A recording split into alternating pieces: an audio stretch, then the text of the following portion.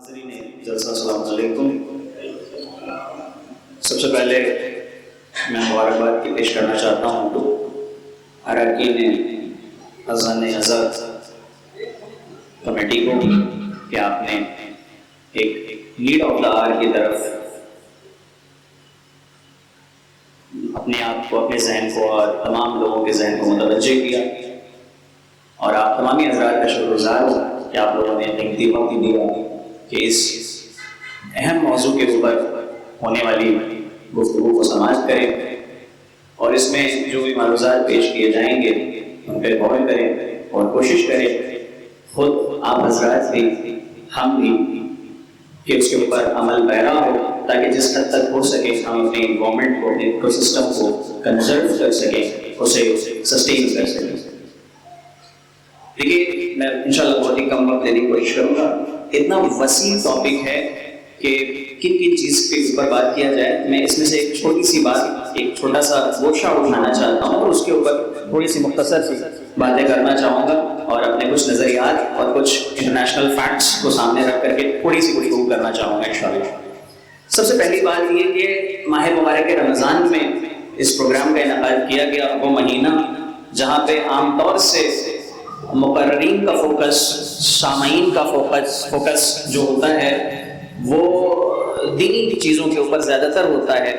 میں دین اور دنیا دونوں چیز کو الگ کر کے نہیں کہہ رہا ہوں، لیکن عام طور سے اگر دیکھا جائے تو علوم قرآن، درس قرآن وغیرہ ان تمام چیزوں کے اوپر پرائم فوکس رہا کرتا ہے. میں اپنی بات کا آغاز کرنا چاہتا ہوں رسول اللہ صلی اللہ علیہ وآلہ وسلم کی ایک حدیث سے. ایک صلوات پڑھے محمد وآل محمد.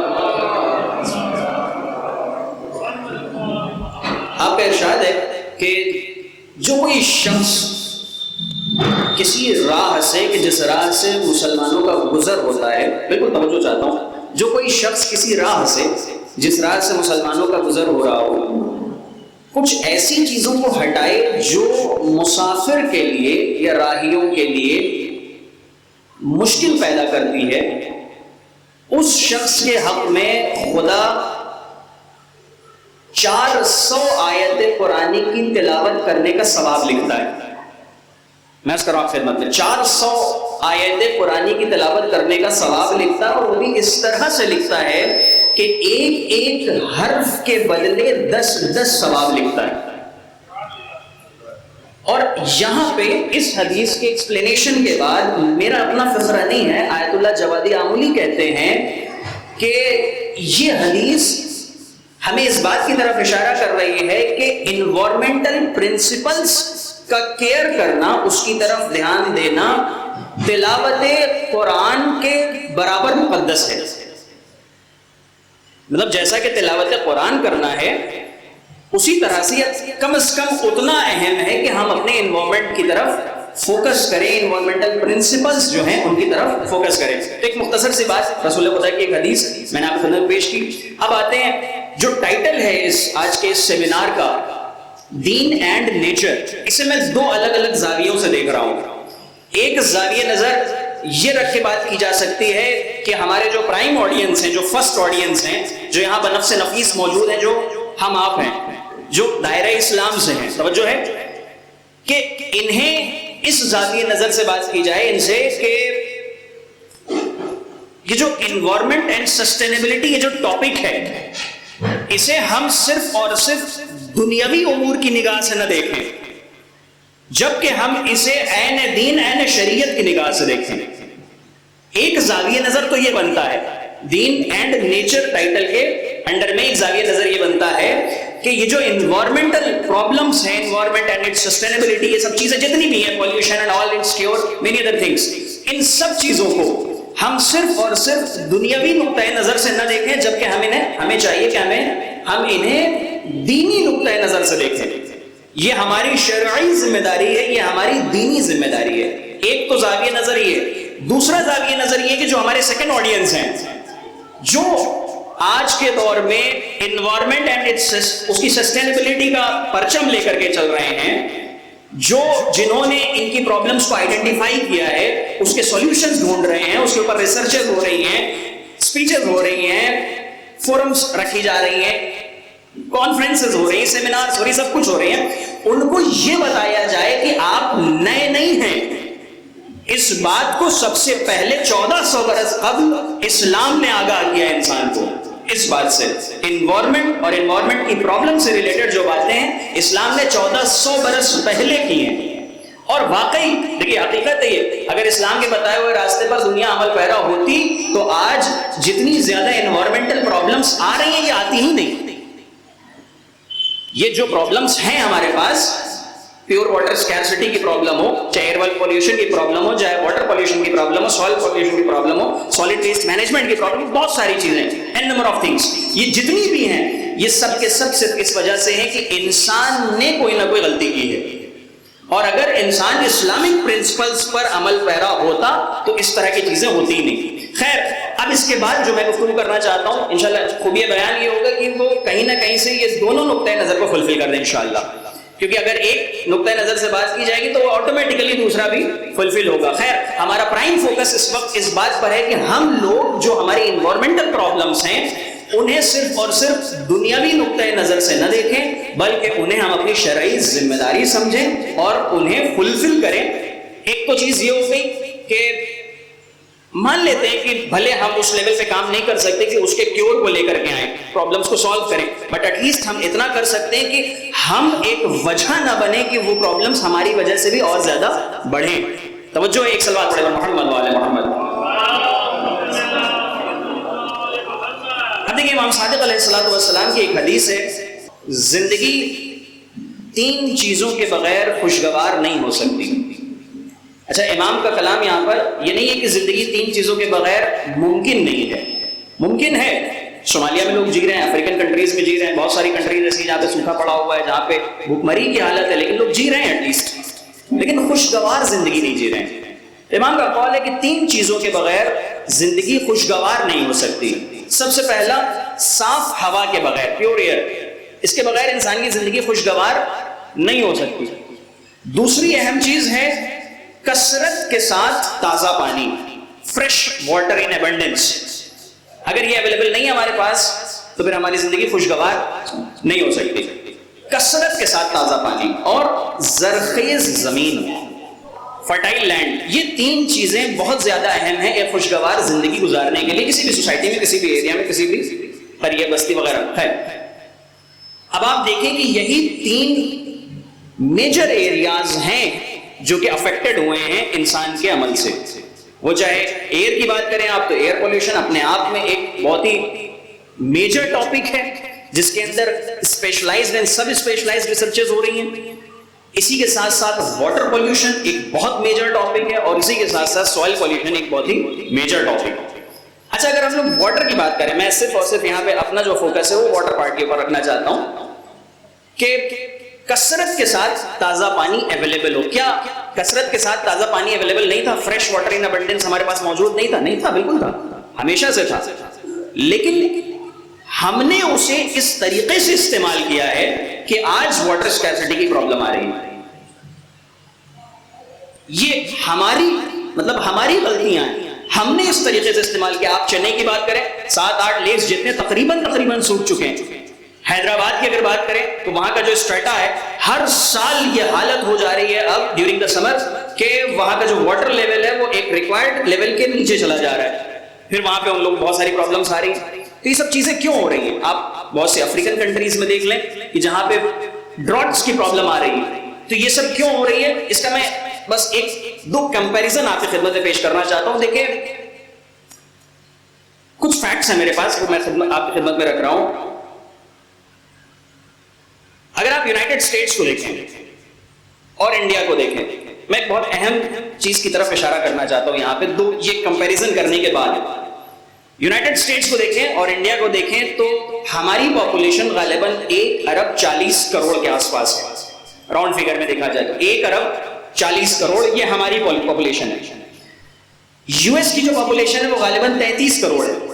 4 ٹائمز کا ڈفرنس ہے, وہ 4 گنا کم ہے ہم سے, ٹھیک ہے. لیکن جو ان کی واٹر ڈیمانڈ ہے وہ 300 لیٹرز پر کیپیٹا پر ڈے ہے, اور جو ہماری واٹر ڈیمانڈ ہے آن این ایوریج اگر دیکھا جائے تو ہمارا اربن ایریا میں ہماری water demand 135 litre per capita per day, ایک آدمی 135 لیٹر پانی کی ضرورت اس کو پڑتی ہے. एज पर इंडियन स्टैंडर्ड्स, अगर अर्बन एरिया में रह रहा है तो, अगर रूरल एरिया में रह रहा है तो उसे 55 litre per capita per day की जरूरत पड़ती है as per the standards of 2020, ठीक है। अगर इसको आप एवरेज करके देखेंगे as per the urban population of our country and as per the rural population of our country, इसको अगर आप एवरेज करके देखेंगे तो 80 litre per capita per day on an average round figure में हमारी वाटर डिमांड है। 80 litre per capita per day. आप समझे कि मतलब एक रफ फिगर में अगर आपको देना चाहूं तो समझे कि जो बिस्लरी की 1 लीटर की बोतल आती है, ऐसी 80 बोतल एक इंडियन, एक नॉर्मल इंडियन हर रोज इस्तेमाल करता है, ठीक है। ये हमारी डिमांड है। एक चीज ये हो गई। दूसरी चीज, यूएस की जो वाटर डिमांड है वो 300 litres per capita per day है, जिसे हमने एक आइडियल स्टैंडर्ड ऑफ लिविंग तस्लीम किया हुआ है। और हम इंडियंस या जितनी भी डेवलपिंग कंट्रीज है पूरे थ्रू आउट द वर्ल्ड, हम उसी को एक बेंचमार्क बना करके चलते हैं कि ये जो कंट्री है इसके पास आइडियल स्टैंडर्ड ऑफ लिविंग है और हमें जो डेवलपमेंट करना है अपना, इस लिविंग स्टैंडर्ड के बराबर हमें ला करके रखना है। तवज्जो है, मैं जो अर्ज करना चाहता हूं आपकी खिदमत में। यूएस देखें, पॉपुलेशन वाइज वो हमसे 4 गुना कम है, लेकिन वाटर डिमांड्स उसकी हमसे 4 गुना ज्यादा है। आप गौर कर रहे हैं, विच इज क्वाइट अननेसेसरी।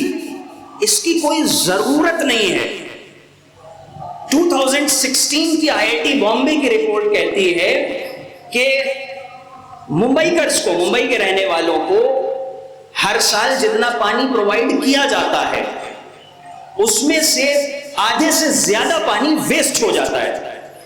अगर हम उसको 65 litres per capita per day पे on an average entire Mumbaikars के लिए फिक्स कर दें और उसके एतबार से हम उनमें पानी की सप्लाई दें, तो हम एक लॉन्ग टर्म के लिए वाटर सस्टेनेबिलिटी कर सकते हैं। लेकिन हम नहीं करते, बिकॉज अननेसेसरी यूजेज हमारा है। यूनिवर्सिटी ऑफ टेक्सास के एक प्रोफेसर है, उनका ये कहना है कि हमने जो अननेसेसरी अपनी मींस एक क्या कहें आपके एक क्वालिटी ऑफ लाइफ को वर्चुअली सोच करके कि ये हमारा क्वालिटी ऑफ लाइफ होना चाहिए, हमारा स्टैंडर्ड ऑफ लिविंग होना चाहिए, वो सोच करके, और खास करके यूएस का जो स्टैंडर्ड ऑफ लिविंग है उसको बेंचमार्क बना करके जिस डायरेक्शन में हम जा रहे हैं, दर हकीकत हमें वहां जाने की जरूरत ही नहीं है। और उनका ये कहना है कि अगर आप चाहें कि यूएस वालों को वापस लेकर के आए, मींस 300 एलपीसीडी की रिक्वायरमेंट से लेकर के आप चाहें कि वो 130 तक ही एटलीस्ट अपने आप को रोक लें, देन इट्स क्वाइट इम्पॉसिबल। लेकिन हमारे लिए ये पॉसिबल है। आप देखें कि पूरे इलाहाबाद शहर में इन जनरल आप देखें तो मकानों में कितनी 500 लीटर की टंकी होती है, और उस 500 लीटर की टंकी के अंदर मतलब उस घर में रहने वाले लोग हार्डली 10 लोग भी इधर हैं तो आराम से जिंदगी गुजारते हैं।